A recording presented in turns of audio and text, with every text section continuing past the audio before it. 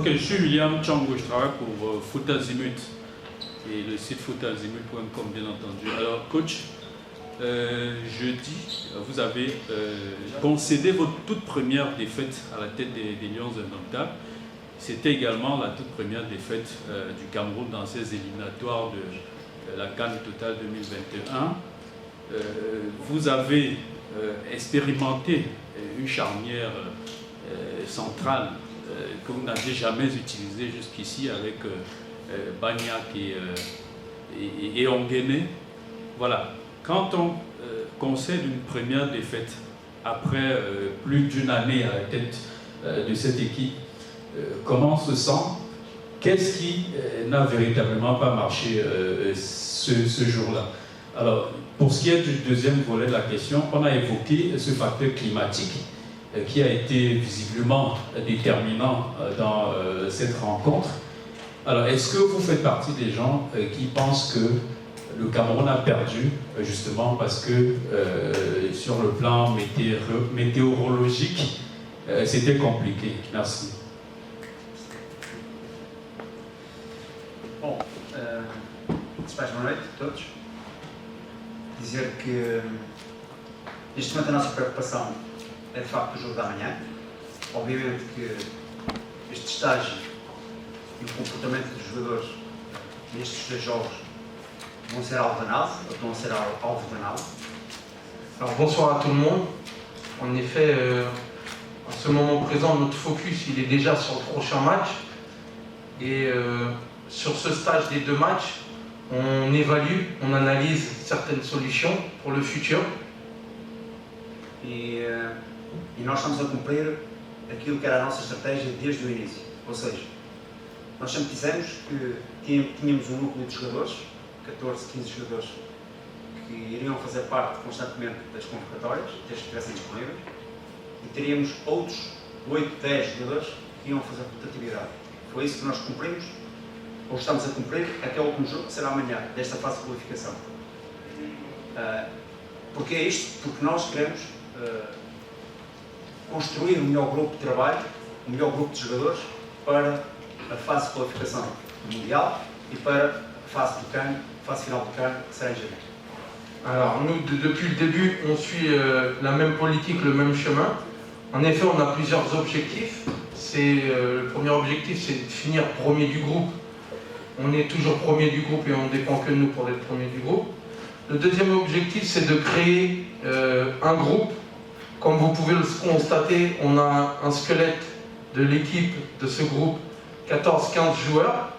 Et nous, on a comme objectif, c'est de faire une rotativité par rapport à d'autres joueurs pour voir ce qu'ils peuvent nous apporter en tant que humainement et aussi footballistiquement. Donc nous, on est en train de faire ce travail-là. Tous les objectifs qu'on fait, ils sont atteints. On est premier.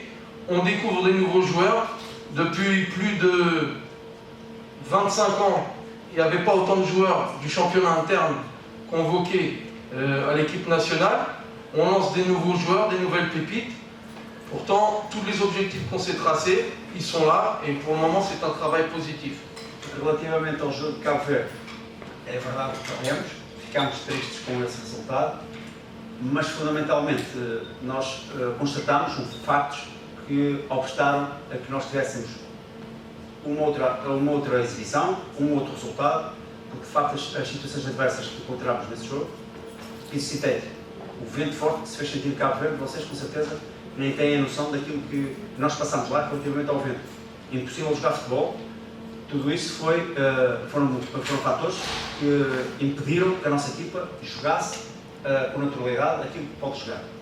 O segundo aspecto tem a ver, obviamente, com as questões das opções que nós tomamos, independente do Covid. As situações de Covid obrigam-nos a tomar soluções de última hora e tivemos que reconstruir o setor defensivo, atendendo que não tínhamos alguns dos jogadores que normalmente jogam disponíveis para o fazer. Alors, par rapport au match du Cap-Vert, en effet, on n'est pas content de cette défaite, parce que nous, on n'a qu'un ADN, c'est l'ADN de vainqueur. Malheureusement, on n'a pas pu ramener quelque chose de positif, mais on a tiré plusieurs leçons. c'est malheureux que vous n'avez pas pu faire le déplacement avec nous pour que vous puissiez sentir les difficultés qu'on a eues par rapport au terrain, par rapport au vent, parce que c'était vraiment très compliqué, sachant que nous on a un style de jeu bien propre à nous, on aime bien assumer notre jeu et construire à partir de derrière, et on n'a pas su s'adapter tout simplement à ce que les conditions climatiques nous demandaient et le terrain synthétique nous demandait. On a appris la leçon, par moment on gagne, par moment on apprend des leçons et on a appris des leçons. Comme vous pouvez le voir, dû à plusieurs facteurs comme le facteur du Covid-19, beaucoup de nos éléments n'ont pas pu voyager et être présents avec nous. Ça nous a aussi handicapés, entre guillemets, mais tous les joueurs que j'ai convoqués, j'ai énormément confiance en eux. Ça nous a handicapés sur le timing parce qu'on a su tout sur le dernier moment. Mais c'est l'opportunité de certains joueurs de pouvoir se montrer et nous, moi en tant qu'entraîneur, de faire l'analyse, de prendre le maximum d'informations parce que moi le plus important c'est de créer un groupe fort, cohérent, avec plusieurs options pour la CAN et la qualification du championnat du monde.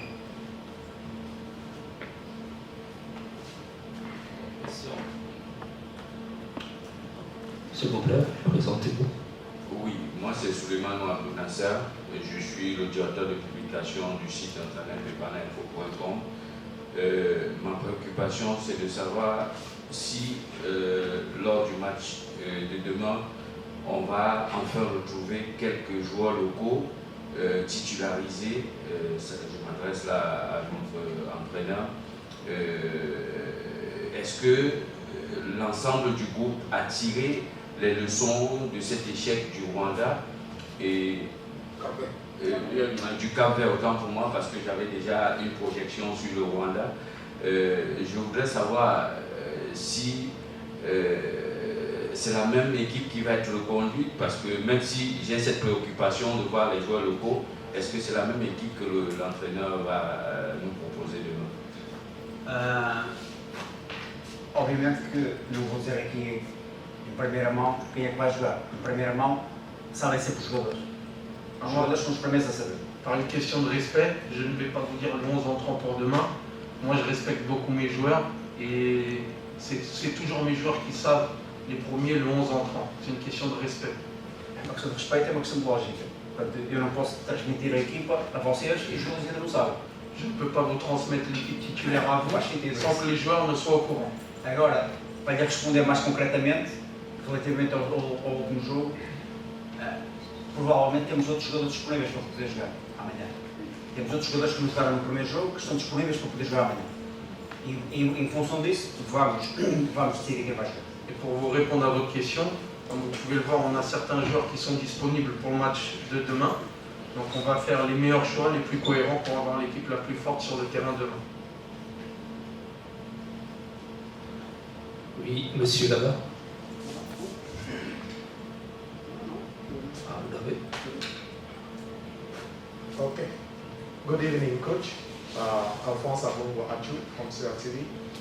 I just wish to find out, tomorrow, are you going to concentrate efforts and energy at the level of the defense or at the level of the offense?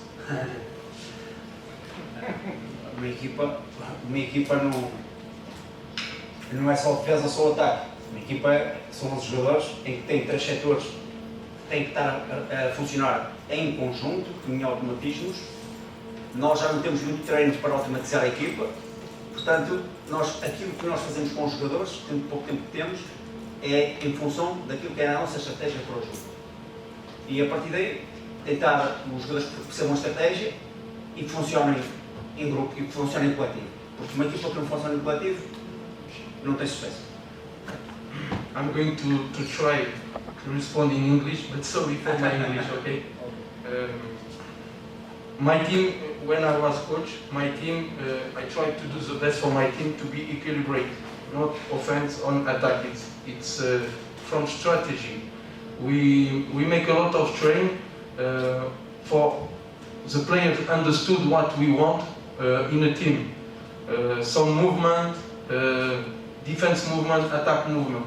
And the most important is what we believe what the players understood my ideas, and we make a job together. This is most important.